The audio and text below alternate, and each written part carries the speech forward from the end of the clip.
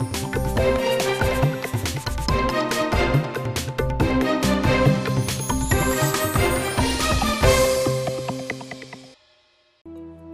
News के प्रायोजक हैं देव जनरल स्टोर एवं पुस्तक भंडार, नया बस स्टैंड, मुंगेली।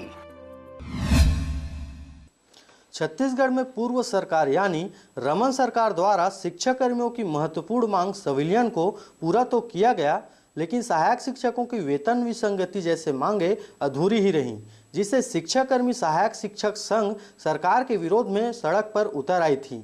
और इन्हीं सब मुद्दों को कांग्रेस ने चुनाव के दौरान सरकार बनते ही पूरा करने का आश्वासन दिया था, लेकिन सरकार बनने के महीनों बीत जाने के बाद भी सहायक शिक्षकों की समस्याओं की ओर भूपेश सरकार द्वारा ध्यान नहीं दिया गया है, जिससे नाराज छत्तीसगढ़ सहायक शिक्षक संघ मुंगेली द्वारा उनकी समस्याओं का जल्द ही निराकरण करने हेतु मुख्यमंत्री के नाम जिला कलेक्टर को ज्ञापन सौंपा गया है। मुंगेली से ब्यूरो रिपोर्ट आरजे रमझाझर। हमारी जो 4 मांगे हैं वो वेतन विसंगति, दूसरा है अपना क्रमोन्नत वेतनमान और अपना अनुकंपा नियुक्ति, और चौथा है अपना वर्ष बंधन मुक्त संविलियन। इस मांग को लेकर हमने आज कलेक्टर महोदय को, मुख्यमंत्री, पंचायत मंत्री, शिक्षा मंत्री, मुख्य सचिव को ज्ञापन दिया।